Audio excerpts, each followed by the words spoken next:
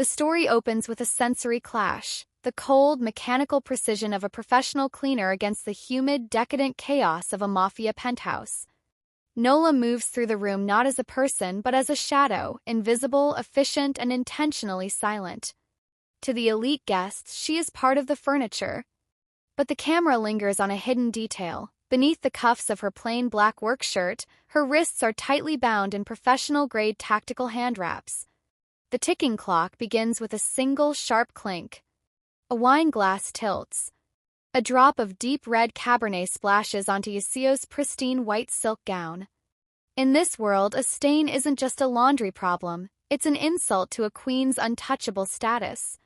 The air leaves the room as the mafia boss's wife turns, her snarl breaking the silence, unaware that she is about to bully the one woman in the city trained to be the last thing a person ever sees.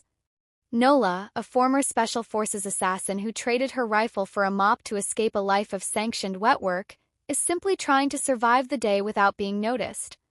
However, Yusio, fueled by entitlement and the need for a performance of dominance, decides to turn Nola into a public example.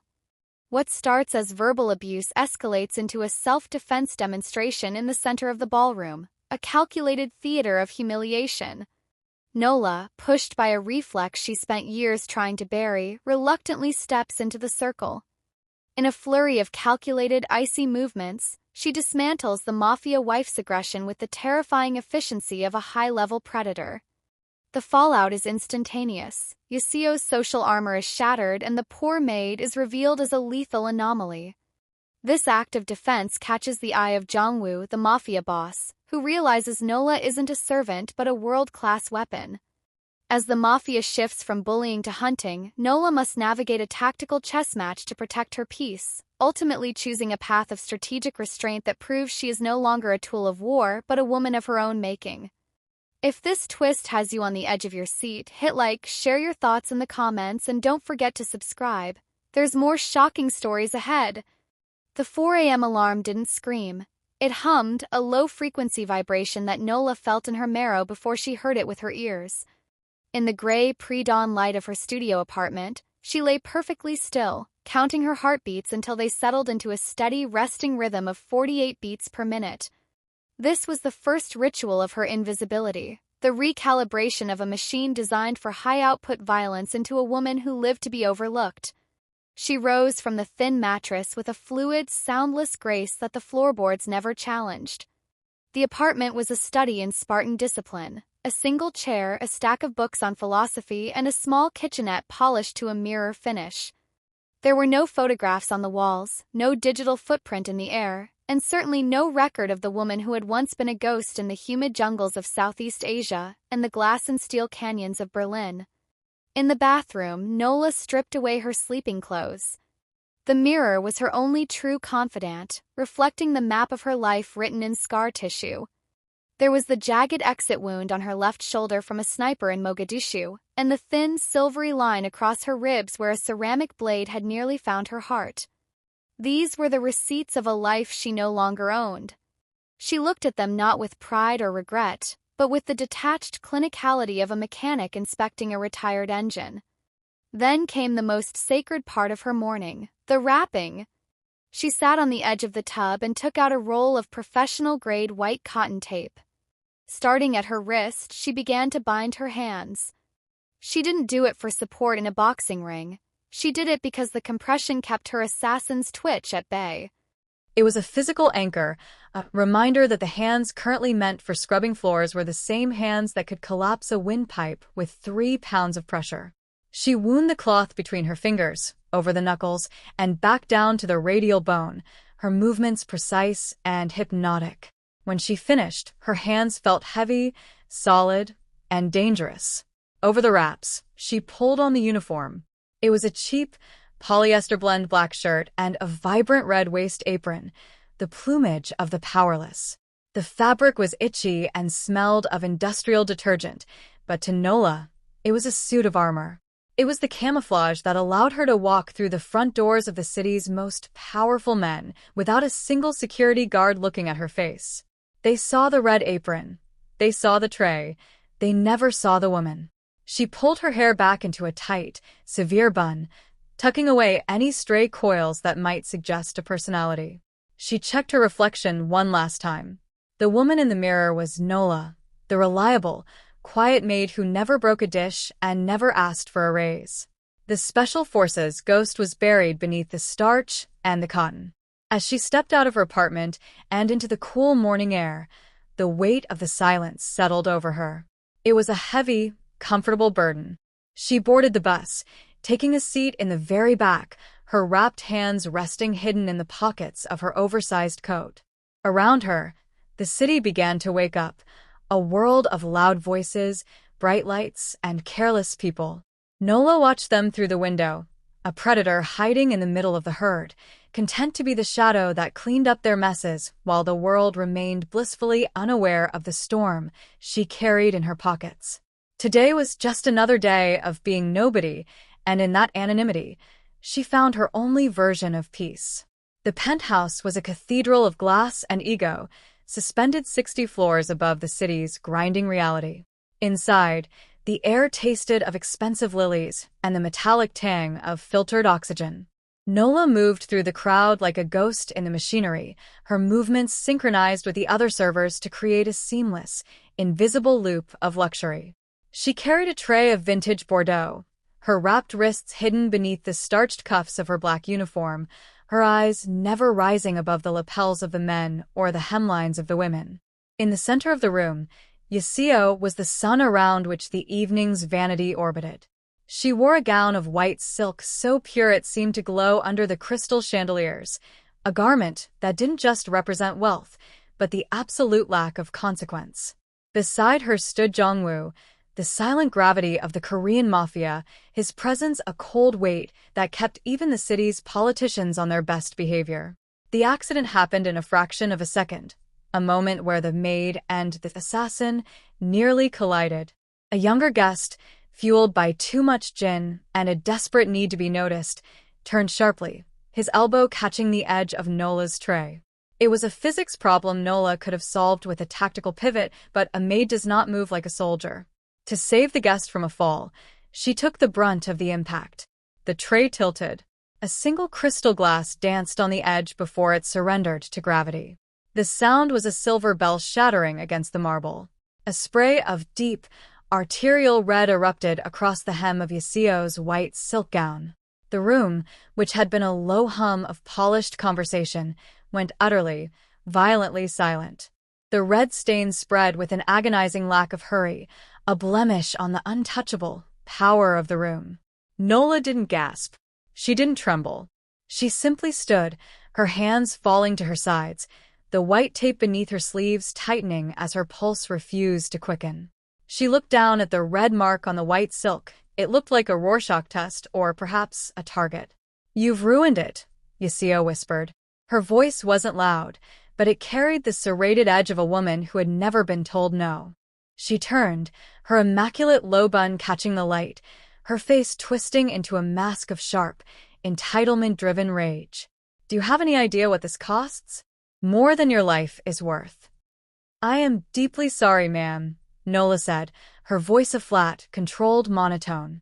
She reached into her apron for a clean microfiber cloth, her training screaming at her to maintain the persona, to stay small, to be the shadow. "Let me." "Don't touch me with those hands," Yasio snapped, recoiling as if Nola were a contagion. She looked around at the blurred faces of the elite guests, seeing the phones beginning to rise, the silent gasps of the socialites. She needed to reclaim the room. She needed a performance of dominance. Yasio looked at the floor, then back at Nola. A cruel, thin smile touched her lips.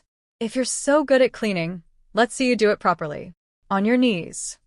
The air in the room seemed to thin. Jongwoo watched from the periphery, his dark eyes narrowed, not out of anger, but out of a sudden, sharp curiosity. He watched the way Nola stood, too still, too balanced. "I said," Yasio repeated, her voice rising to a snarl, "on your knees. Scrub it. Now." Nola felt the old heat behind her eyes, the part of her that knew 18 ways to end a heartbeat before the glass hit the floor. But she looked at the white silk and the red stain, and she saw the atoning silence she had worked so hard to build. Slowly, with a mechanical deliberation that felt like a betrayal of her own soul, Nola lowered herself. The marble was cold against her knees. She felt the eyes of the city's most powerful people pressing down on her like a physical weight. She took the cloth and began to scrub the hem of the gown, her head bowed, her vision narrowed to the red fibers of the wine against the white silk. Faster, Yasio hissed, looking down at the top of Nola's head with a triumphant, predatory glee. And use your hands, not the cloth. I want you to feel the damage you've done. Nola's fingers brushed the silk.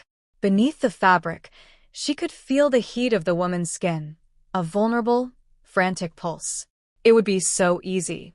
A twist, a snap, a surge of power. But Nola stayed down.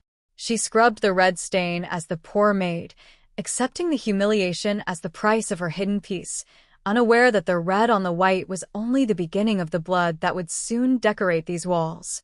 The wine was stubborn, a deep violet bruise against the pristine silk, but Nola's hands were steady. She moved with the repetitive, hollow diligence of a woman who had spent years scrubbing away things far more permanent than grape juice. But for Yasio, the silence was an insult. The maid's lack of trembling, the absence of a broken sob, felt like a defiance of the social order she sat atop. To the mafia wife, Nola wasn't a person.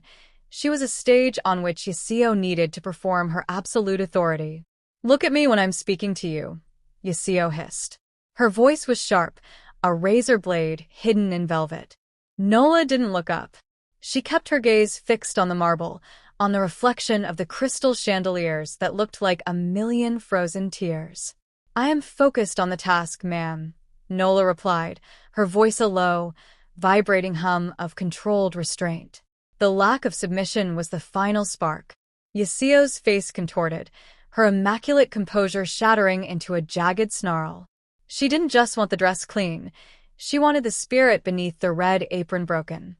With a sharp, sudden movement, Yasio pulled her leg back, her pointed, 4-inch stiletto heel aiming directly for Nola's collarbone, a strike intended to humiliate and wound.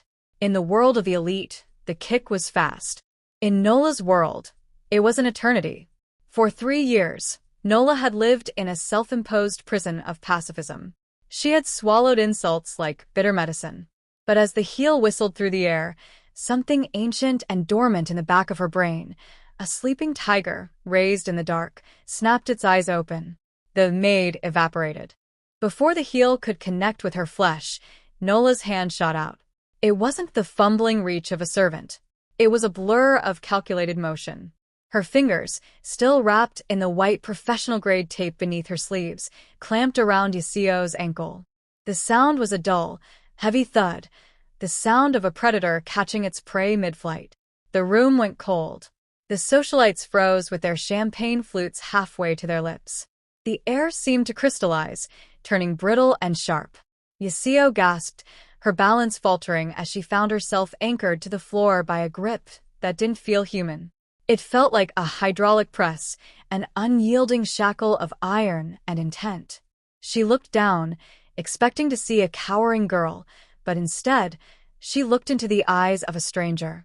Nola's head tilted upward slowly. The submissive curvature of her spine straightened, her shoulders broadening as her posture shifted from invisible help to lethal operative. The warmth of the room died in her gaze. Her eyes, once dull and averted, were now icy, wide, and terrifyingly focused. They weren't the eyes of a victim. They were the eyes of a woman who had seen the end of the world and survived it. "You should be careful, ma'am," Nola said. Her voice had dropped an octave, losing its customer service lilt. It was now a hollow, metallic rasp that carried the weight of a silencer. "Silk isn't the only thing that breaks when you put too much pressure on it." Yasio tried to pull her leg back, her face pale, but Nola didn't let go. She didn't squeeze hard enough to shatter the bone. Not yet, but she tightened the grip just enough so that Yasio could feel the professional-grade tape shifting against her skin. It was a message, delivered in the language of violence that Nola had tried to forget. In the corner of the room, Jongwoo set his glass down on a marble pedestal. He didn't move toward his wife.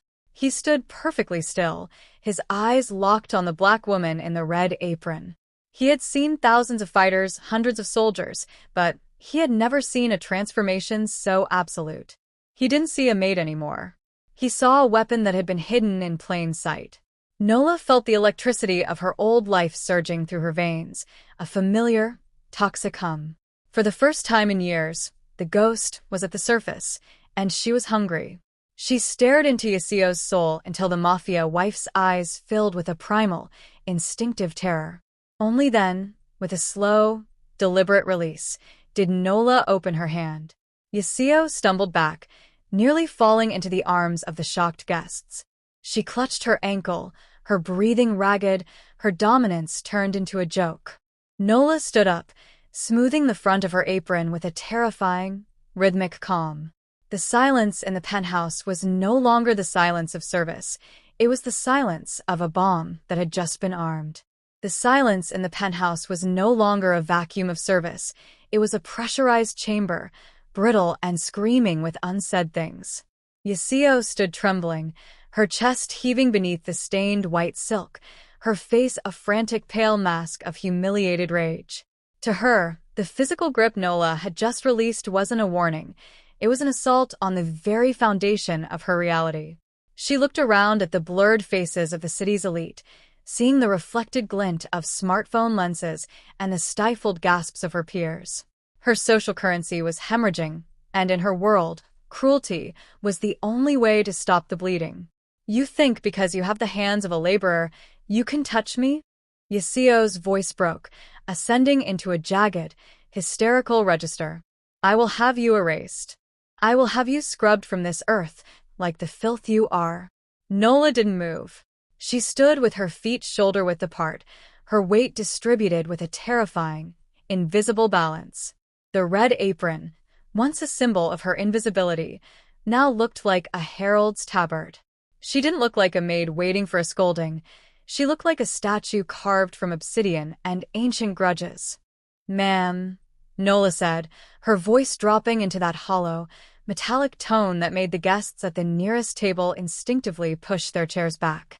"You should sit down. For your own sake." The suggestion of care was the final insult. Yasio screamed, a raw, unpolished sound of pure ego, and lunged. She didn't have a fighter's grace, but she had the desperate momentum of a woman who believed her status made her invincible.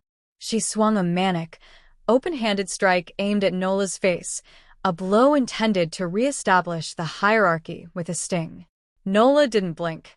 She didn't even seem to breathe. In the first move, Nola stepped into the vacuum of Yasio's aggression. She didn't retreat. She pivoted, her body a well-oiled hinge. As Yasio's hand whistled through the empty air where Nola's face had been a millisecond before, Nola's left palm caught the woman's elbow, redirecting the momentum upward. It was a soft touch with a hard result, sending Yasio stumbling forward, her own force turned into a trap. The second move was a surgical erasure of balance.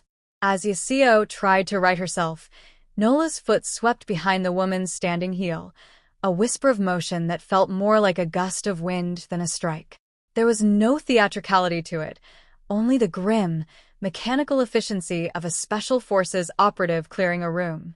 Yasio's legs vanished from beneath her. The third move was the finality. Before Yasio could hit the marble, Nola's right hand shot out, catching the woman by the throat, not to choke, but to control. She guided Yasio's descent, pinning her against a structural pillar of cold, black granite. The thud of the impact echoed off the 60-foot ceilings, a heavy, final chord that signaled the end of the evening. The room froze. The Mafia Queen was pinned, her feet dangling inches off the floor, her expensive gown bunched up in the fist of a woman who earned minimum wage. Nola's face was inches from Yasio's, her eyes wide and dark, reflecting nothing but the cold mathematics of the kill she was choosing not to complete. "I have spent 3 years trying to forget how easy this is," Nola whispered, the words intended only for the woman whose pulse was fluttering like a trapped bird against her thumb. "Do not make me remember again." Nola let go. Yasio collapsed in a heap of ruined silk at the base of the pillar, coughing and clutching her neck. the diamond necklace at her throat suddenly looking like a leash. The elite guests watched in absolute, paralyzed horror. The help hadn't just defended herself, she had dismantled the social order in 12 seconds of professional-grade violence. Nola straightened her red apron, her hands returning to their resting position at her sides. She didn't look at the crowd. She didn't look at the cameras. She stood over the fallen wife, a silhouette of dark power against the glittering lights of the skyline, the ghost finally, irrevocably out of the machine. In the back of the room, Jongwoo didn't reach for his gun. He watched Nola with a predatory grin, realizing that the most dangerous thing in his house hadn't been his guards, but the woman who had been pouring his wine. The silence in the aftermath of the gala was not peaceful. It was the heavy, ionized air that follows a lightning strike. In the private observation suite of the penthouse, the city's skyline was a jagged crown of electric jewels, but Jongwoo ignored the view. He sat in a leather chair that felt like a throne, his face illuminated by the cold, blue flicker of high-definition monitors. On the screen, the loop played for the 7th time. He didn't watch his wife, though Yaseo sat in the adjacent room behind double-thick glass, her neck wrapped in ice and her ego hemorrhaging into a bottle of scotch. He watched the maid. Specifically, he watched the shift in her center of gravity. The moment the Nola, whose scrubbed floors vanished and was replaced by something forged in a furnace. He slowed the footage to 10% speed. Even in the stuttering frame-by-frame, her movements were a terrifyingly efficient poem. He saw the way she caught Yaseo's ankle, not with the panicked flail of a victim, but with the preemptive strike of a falcon. He watched the redirection of the slap, the way Nola's hips rotated a fraction of an inch to steal his wife's momentum. "Look at the hands," Jongwoo murmured to the shadow standing in the corner of the room. His head of security, a man named Park who had spent 15 years in the ROK Special Forces, stepped forward. He leaned in, his eyes narrowing as the monitor zoomed in on Nola's wrists. Under the high-intensity lights of the ballroom, the white tape beneath her sleeves was unmistakable. "Combat wraps," Park whispered, his voice carrying a note of involuntary respect. "Standard for deep-cover operatives. It keeps the small bones from shattering during high-impact strikes." "She wasn't just working a shift, sir. She was staying ready." Jongwoo leaned back, the blue light catching the sharp, predatory lines of his suit. He had spent his life surrounded by violence, but it was usually the loud, messy kind, the kind that needed to be cleaned up. What he saw on the screen was different. This was refined. This was a ghost that had been haunting his hallways, pouring his tea, and listening to his phone calls for months. He felt a thrill that wasn't born of anger, but of a collector's greed. To the world, Nola was a social scandal, a maid who had dared to touch the untouchable. To Jongwoo, she was the most sophisticated piece of hardware he had ever encountered. In the shifting landscape of the city's underworld, a weapon like that was worth more than a dozen hit squads. She was a scalpel in a world of hammers. She disappeared the moment the doors opened, Park reported, his phone buzzing with updates from the street teams. The bus she took was a ghost. She knew exactly which blind spots to hit. "We're tracking the uniform payroll now, but the address she gave is a dummy. She's a professional, sir. If she doesn't want to be found, she won't be." Jongwoo tapped a rhythm on the armrest, his eyes never leaving the image of Nola standing over his wife, her back straight, her gaze icy, her soul finally visible. He didn't care about the humiliation of his name. In his world, power was the only currency that mattered, and Nola had just demonstrated a wealth of it that he couldn't ignore. "She wants to be nobody," Jongwoo said, a thin, dangerous smile spreading across his face. "That is her greatest weakness. People who want to be nobody are always running from a somebody they can't stand to be." He stood up, the motion fluid and final. He didn't look at the screen anymore. He looked at the city below, seeing it not as a home, but as a hunting ground. "Find her," Jongwoo ordered. He didn't raise his voice, but the temperature in the room seemed to drop 5 degrees. "Don't use the street thugs. I don't want her spooked, and I certainly don't want her damaged. I want to know where she sleeps, what she eats, and who she was before she put on that apron." Park nodded, reaching for his radio. "And when we find her?" Jongwoo's eyes reflected the cold, White lights of a city. Bring her to me. Intact. I don't want a corpse, and I don't want a prisoner. I want a conversation with the woman who thinks she can hide a storm in a maid's uniform. As the security team scrambled, Jongwoo reached out and paused the video on Nola's face. She looked directly into the camera, her expression a flat, terrifying void. He touched the screen, his finger resting over her eyes. He didn't see a maid. He saw the future of his empire, and he was more than willing to burn the city down to claim it. The silence of Nola's studio apartment was different tonight. It wasn't the heavy, meditative stillness of a woman atoning for her past. It was the pressurized, electric quiet of a vacuum waiting to be filled. She didn't turn on the lights. She sat in the center of the room on her single wooden chair, the red apron folded neatly on the table like a discarded skin. In her hands, she held the roll of white cotton tape, but she wasn't wrapping her wrists for a shift. She was cinching them for a war. She had known they were coming the moment she stepped off the bus. The black SUV with the tinted windows had trailed her for 3 blocks, lingering in the shadows of the street lamps like a shark in shallow water. They thought she was a maid who had gotten lucky with a few reflexive moves. They didn't realize they were tracking a ghost back to its graveyard.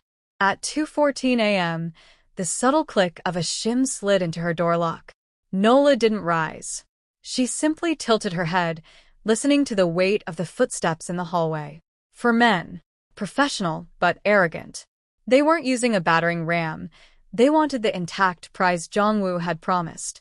The door creaked open, a sliver of hallway amber cutting across the floorboards.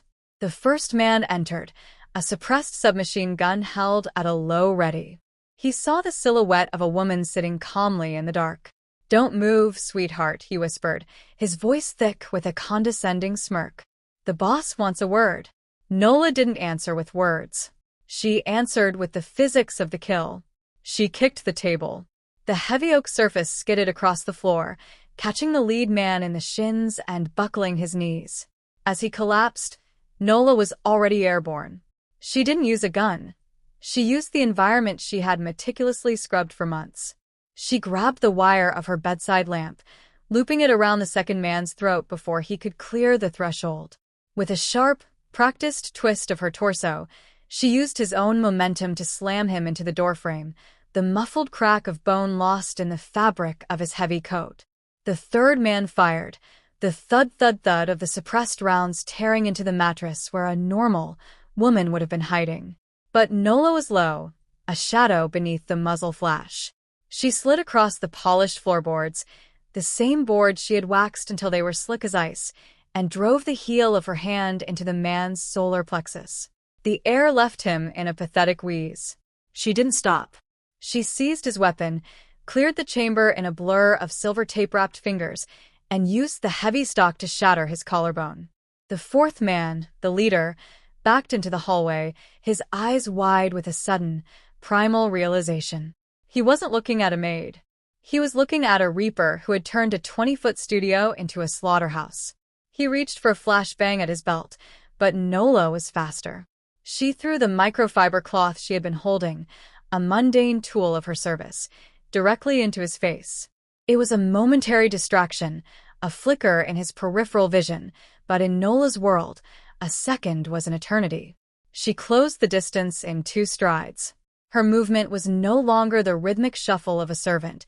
It was the predatory lunge of the Special Forces operative she had tried so hard to bury.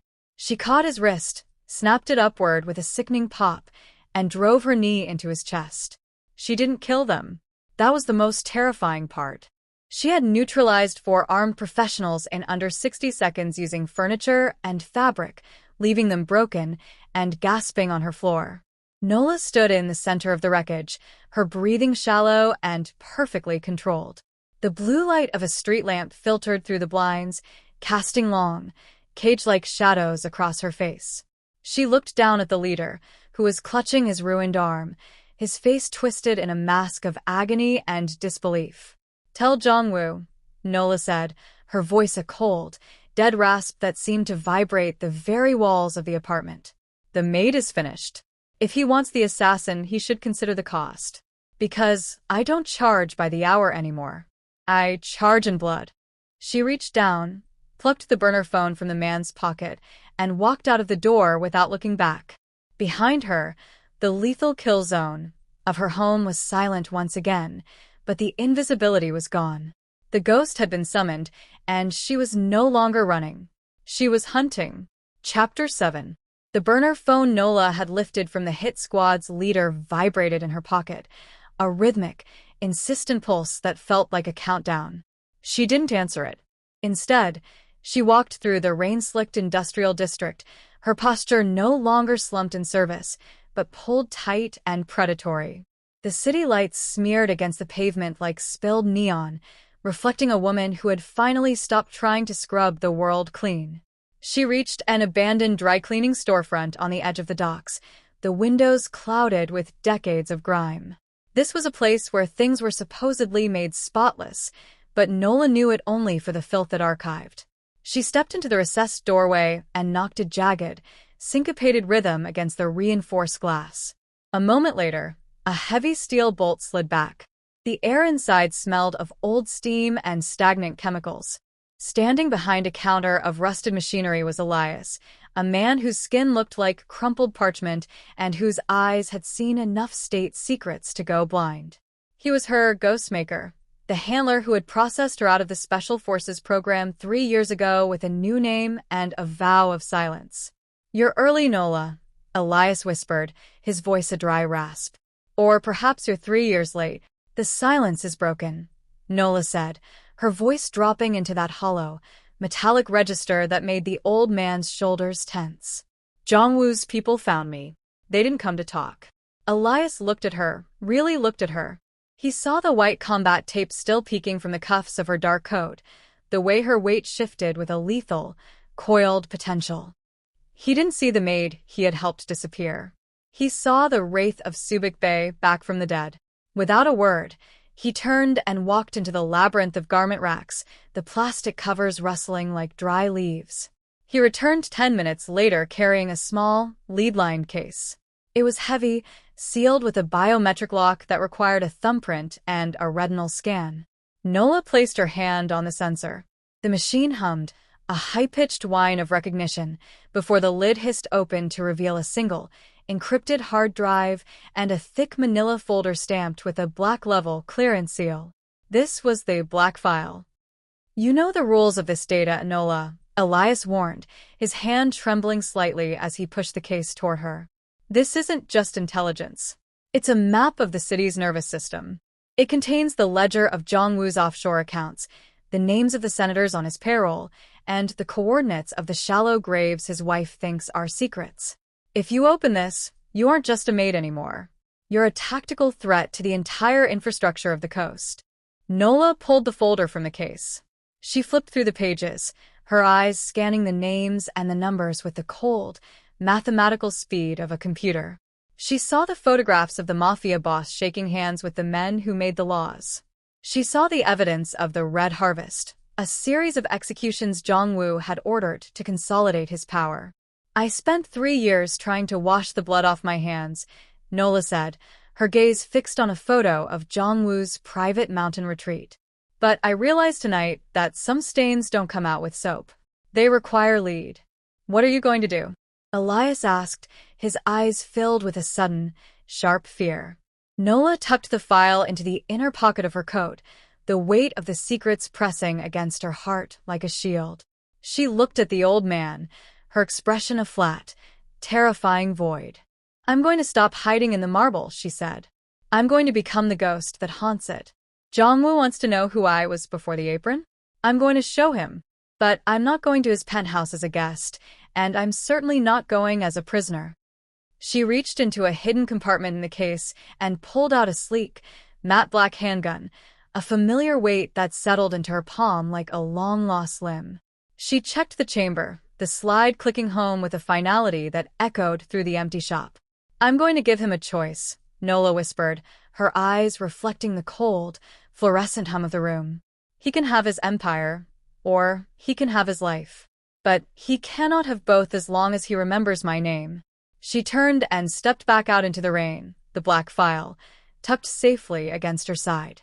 The transition was complete. The poor black maid was a memory, buried in the wreckage of her studio apartment.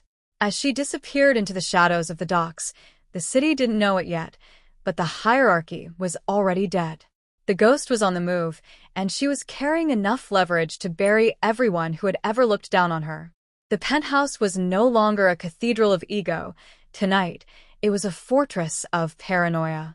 Following the failure of his hit squad, Jong-woo had doubled the perimeter, lining the marble corridors with men who carried the heavy, professional scent of state-trained violence. They stood like gargoyles under the crystal chandeliers, their eyes scanning for a threat they expected to arrive with the roar of an engine or the shattering of glass. They were looking for a soldier. They weren't prepared for a ghost. Nola didn't use the service elevator. She didn't climb the fire escape. She utilized the one thing her years of invisible service had granted her, an intimate, cellular knowledge of the building's blind spots. She moved through the maintenance shafts and the ventilation plenums, the veins of the skyscraper that the elite never acknowledged. Her black tactical gear was a second skin, matte and silent, absorbing the dim light of the service corridors. The white tape on her wrists was the only pale thing about her, a rhythmic flash of movement as she scaled the internal elevator cabling with the fluid, terrifying strength of a mountain lion. She bypassed the biometric scanners on the 60th floor not by hacking them, but by using a maintenance override code she had memorized 6 months ago while dusting the security console. She slipped through the pressurized seal of the private quarters, her boots making less sound on the polished obsidian than a settling coat of dust. Inside the master suite, the air was thick with the scent of expensive scotch and the low, frantic murmur of an argument. "She's just a girl, Jong-woo. How can you be afraid of a maid?" Yaseo's voice was high, brittle with a desperation that the scotch couldn't dull. She was paced near the floor-to-ceiling windows, her reflection ghostly against the backdrop of the city lights. Jong-woo sat at his desk, his back to the room, staring at a dead monitor. "She isn't a girl," he said, his voice a flat, dead rasp. "She is a variable I didn't account for. And variables like her don't just go away. They finished the job." Nola finished for him. The voice didn't come from the door. It came from the shadows between the granite pillars, a cold, metallic whisper that seemed to vibrate the very glass of the windows. Jong-woo didn't jump. He froze, his hand hovering inches from the silent alarm beneath his desk. Yaseo let out a strangled gasp, her glass slipping from her fingers and shattering on the floor, mirrors of the gala. But this time, there was no one to clean it up. Nola stepped into the light. She didn't have a rifle leveled at them. She didn't need one. She stood with her hands at her sides, her posture relaxed but perfectly balanced, her eyes wide and dark like twin eclipses. In her left hand, she held the black file, the manila folder looking like a death warrant against the opulence of the room. "Take your hand off the button, Jong-woo," Nola said. Her voice wasn't loud, but it filled the room with the pressurized weight of a vacuum. "The men in the hall are looking for a massacre. They aren't looking for conversation. If you press that, the conversation ends, and I promise you, I will be the only one walking out of this room." Jong-woo slowly raised his hands, turning his chair to face her. For the first time, the predatory grin was gone from his face, replaced by a clinical, focused dread. He looked at the file in her hand, then at the white tape on her wrists. He saw the wraith he had gone looking for, and he realized he had invited a hurricane into his living room. "You broke into the most secure residence in the country to show me a folder?" Jong-woo asked, his voice steadying as he tried to regain the terrain. "I broke in to show you the cost of your curiosity," Nola replied. She tossed the folder onto the desk. It landed with a heavy, final thud. "Inside that file is the offshore routing for your Red Harvest funds. It's the testimony of the men you thought you buried. It's the map of your empire's expiration date." Yaseo moved toward her husband, her face a mask of terror and indignation. You're a servant. You're nothing. You can't threaten us." Nola turned her gaze to the wife. The look was so cold, so utterly devoid of humanity, that Yaseo's voice died in her throat. "I was a servant because I chose to be," Nola said, her voice dropping an octave. I chose the mop over the gun because I wanted to believe people like you were just a chore to be managed. But you pushed. You wanted to see the poor black maid on her knees. Nola took a single step forward, and the air in the room seemed to vanish. I'm off the clock now, she whispered.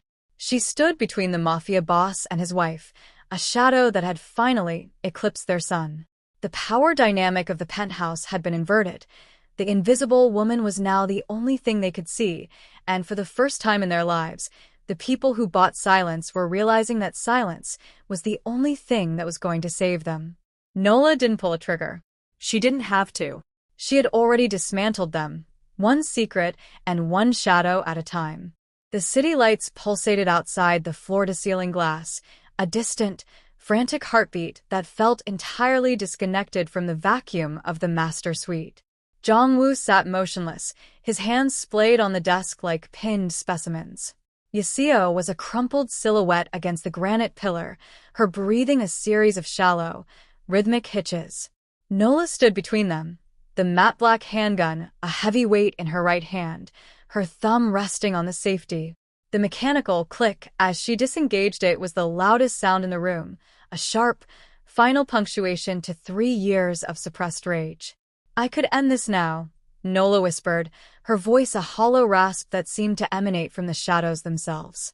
I could turn this penthouse into a tomb, walk out the front door, and be a ghost again before your men in the hall even realize the air has left your lungs. She leveled the barrel at Jong-woo's forehead. The Mafia boss didn't flinch, but his pupils dilated, a primal acknowledgement of the predator in his presence. He looked at the gun, then up into Nola's eyes, searching for the poor maid he had tried to break. He found only the wraith, a woman who had calculated his death in a dozen different ways before she had even entered the room. But if I kill you, Nola continued, her finger tightening on the trigger just a fraction of a millimeter, I become exactly what you wanted me to be. I become the weapon you tried to buy. I become a tool again. She looked at Yaseo, whose eyes were wide with a terror so pure it had stripped away every ounce of her entitlement. The woman who had demanded Nola scrub white silk was now clutching her own throat, her voice gone, her power exposed as a fragile, glass illusion. With a slow, deliberate motion, Nola lowered the weapon. She didn't holster it. She set it down on the edge of the desk, the steel sliding across the wood with a low, predatory hiss.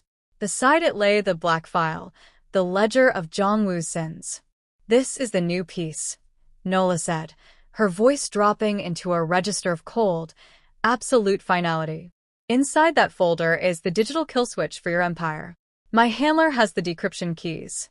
If I don't check in every 24 hours, the data goes to the International Criminal Court, the ROK Intelligence Service, and every rival family you've ever crossed. Your bank accounts will freeze, your safe houses will burn, and your names will be the only things left in the rubble. Jong-woo looked at the file, then back at Nola. He understood the mathematics of the moment. This wasn't a surrender. It was a treaty of mutually assured destruction. You're leaving the evidence here? Jong-woo asked, his voice strained. I'm leaving the reminder, Nola corrected. You keep the file as a ghost in your house. Every time you look at your wife, every time you count your money, you will remember that a lowly maid holds the thread to your life. You will never speak my name. You will never search for me. You will tell your men I died in the apartment fire, and you will scrub my existence from your records as thoroughly as I once scrubbed your floors. She stepped back into the shadows, the movement fluid and soundless. The weight of the silence returned to her, the weight of silence she had cherished, but this time, it wasn't a mask. It was a choice. If I ever see a black SUV in my rearview mirror, Nola whispered from the darkness near the balcony, or if I ever hear of a maid in this city being bullied by a woman in white silk, I won't come back to talk. I'll come back to finish the job. Yaseo let out a sob, a broken, human sound that signaled the total collapse of the Mafia Queen. Jong-woo remained still, the blue light of the monitors reflecting in his eyes as he watched the space where Nola had been. He didn't call for his guards. He didn't reach for the gun on the desk. He sat in the ruins of his ego, a king who had been granted a stay of execution by a woman he had deemed invisible.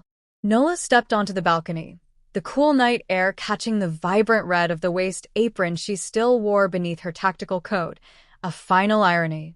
She looked out at the city, no longer a hiding place, but a home. She had found the middle ground she had been searching for. She wasn't a servant, and she wasn't a killer. She was a woman in control of her own destiny. With a silent breath, she vaulted over the railing, disappearing into the vertical labyrinth of the skyline. By the time the guards burst into the room, the penthouse was silent. The only things left were a shattered wine glass, a manila folder, and a red stain on the white silk of the curtains, a permanent mark that no amount of power could ever truly wash away. Nola was gone, and for the first time in her life, the ghost was finally at peace.